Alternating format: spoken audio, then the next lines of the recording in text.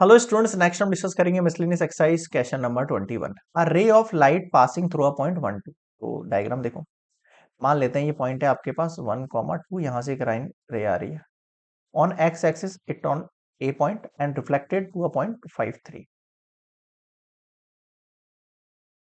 ठीक है, ये पॉइंट ए हो गया, इसको आप बी नेमिंग दे दो, इसको आप सी नेमिंग दे दो। ठीक है, अब आपको पता है लेट हम कर लेते हैं यहाँ पर जो ए का जो पॉइंट होगा क्या होगा, वो x 0, क्योंकि एक्स एक्सिस के ऊपर एक्स का पॉइंट होता है बट वाई का पॉइंट नहीं होता है। ठीक है, सेकंड थिंग, एक परपेंडिकुलर मैं ड्रॉ कर रहा हूं यहां पर, drawn perpendicular on X axis. तो लाइक मैंने ये ड्रॉ किया, इसको आप ए एल मानो, A L perpendicular on X axis. ये आपके पास एक्स है, ये आपके पास एक्स डैश है, ये वाई है, ये वाई डैश है, ये ओ है। अब निकालते हैं एंगल। अब हमें क्या पता है, वी नो, आपने क्लास 10th के अंदर साइंस पढ़ा होगा, चैप्टर नंबर 9 या 10 है फिजिक्स का, फर्स्ट चैप्टर है ये, रिफ्लेक्शन एंड रिफ्रैक्शन। जहां पर क्या होता है, जो एंगल ऑफ इंसिडेंट होता है आपके पास, वो इक्वल हो जाता है एंगल ऑफ रिफ्लेक्शन के। ठीक है, उसी का मैं यूज कर रहा हूं यहाँ पर। अगर ये थीटा मान लिया तो ये भी थीटा मानना पड़ेगा, तो दोनों थीटा हो गए। इस एंगल को आप फाई मान लो। अब मुझे सबसे पहले ये एंगल फाइंड करना है, क्यों करना है ये पता लगेगा आपको। अगर मैं एंगल कह रहा हूं आपसे ओ ए बी निकालो, तो आप क्या कहोगे, टोटल 180 में से आप माइनस कर दो थीटा प्लस फाई को। इन तीनों को ऐड करके 180 माइनस कर दो, इनका क्योंकि टोटल आपके पास लीनियर एग्जाम होता है 180। 180 डिग्री माइनस ये हो जाएगा 2 थीटा प्लस 5। अब थोड़ा सा गौर करो, थीटा की जो वैल्यू है यहाँ पर, यहाँ देखो, इस एंगल पे देखो, थीटा की जो वैल्यू होगी वो एक्चुअल में क्या होगी, 90 माइनस 5 हो जाएगी। होगी नहीं होगी, क्या कह रहा हूँ, हमारे पास क्या है, ये दोनों मिला के भाई थीटा प्लस 5 मिला के 90 डिग्री तो है मेरे पास। ये दोनों मिला के कितना 90 है, तो अगर थीटा निकालना है तो 90 - 5 कर सकता हूँ।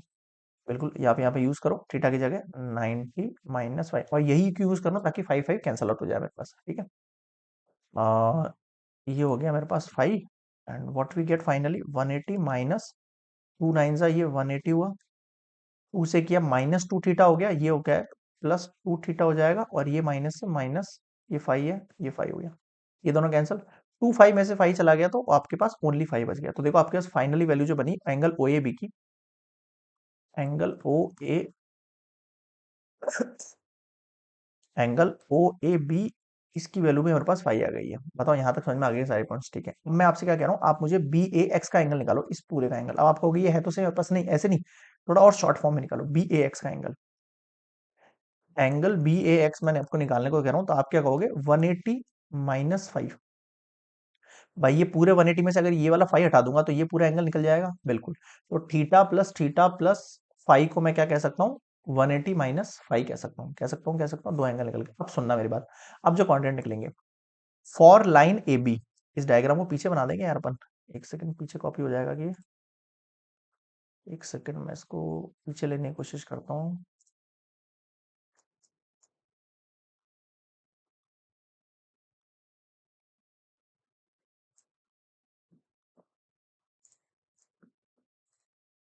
ठीक है, आ गया।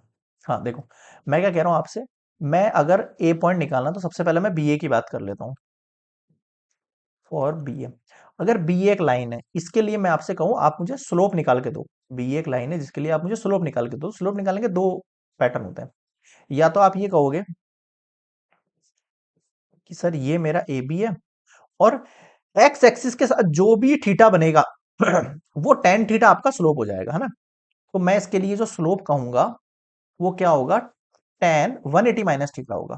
क्या होगा, 180 माइनस 5 होगा, मतलब बी ए एक्स, क्योंकि मेरा बी ए एक्स ये पूरा एक्चुअल में ये वाला एंगल दे रखा है ना, ये एक्चुअल में कितना हो जाएगा, -10 5 हो जाएगा। 10 180 माइनस 5 कितना होता है, -10 5 हो जाएगा। ठीक है, लेकिन इसका एक फॉर्मूला और है हमारे पास, क्या निकालने का, स्लोप निकालने का एक फॉर्मूला और है हमारे पास, y2 minus y1 x2 minus x1।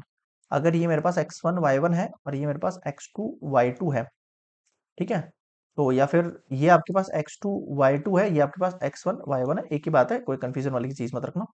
तो देखो y2 की कंडीशन क्या है मेरे पास, y2 की कंडीशन है मेरे पास 2 माइनस y1 की कंडीशन है मेरे पास 0, x2 की कंडीशन है मेरे पास 1 माइनस x1 की कंडीशन है मेरे पास x2 अपॉन 1 माइनस x हो गई कंडीशन।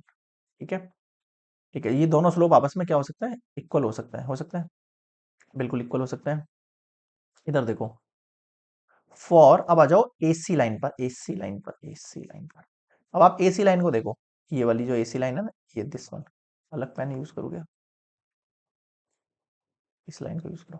इस लाइन के लिए भी जो एंगल होगा वो ये होगा आपके पास, बिल्कुल होगा ये एंगल। तो यहां पर भी अगर आपको स्लोप निकालनी है तो मैं क्या कह सकता हूँ, टेन फाइव कह सकता हूँ, कह सकता हूँ टेन फाइव, बिल्कुल कह सकते हैं। और यहां पर ही स्लोप निकालने का एक और तरीका हो सकता है, y2 माइनस वाई वन, यानी x2 y2 की वैल्यू है 3 माइनस, इधर है आपके पास y1 की वैल्यू 0 अपॉन, यहाँ x2 की वैल्यू देखो कितनी है, ये कौन सी थी मेरे x1 y1, ये x2 y2, x2 की वैल्यू कितनी है 5 माइनस x1 की वैल्यू कितनी है x है, तो ये 3/5 - x। अब इन दोनों केसेस के लिए देखो, यहां मैं इन दोनों को इक्वल पुट कर सकता हूँ, तो -tan phi equals to 2/1 - x, ये माइनस इधर लग जाएगा, तो tan phi की वैल्यू आ गई -2/1 - x, ये आपके पास फर्स्ट इक्वेशन। और यहाँ देखो tan phi equals to 3/5 - x, ये सेकंड। अभी दोनों इक्वेशन इक्वल है भाई, यहाँ भी tan phi, यहाँ भी tan phi, तो दोनों इक्वल हो जाएंगे, बिल्कुल हो जाएंगे। तो equation 1 and 2,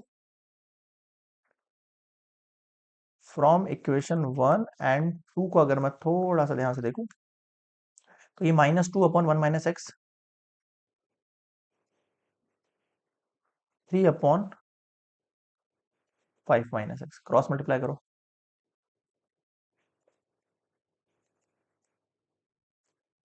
tan 2x 3 - 3x, ठीक है, इसको इधर भेजो, 2x plus 3x equals to 3 plus ten, 5x 13, x का वैल्यू कितना हो गया 13/5, क्लियर है यहाँ पे, ये एडिशन हो गया 5 हो गया, ये एडिशन हो गया 13 हो गया।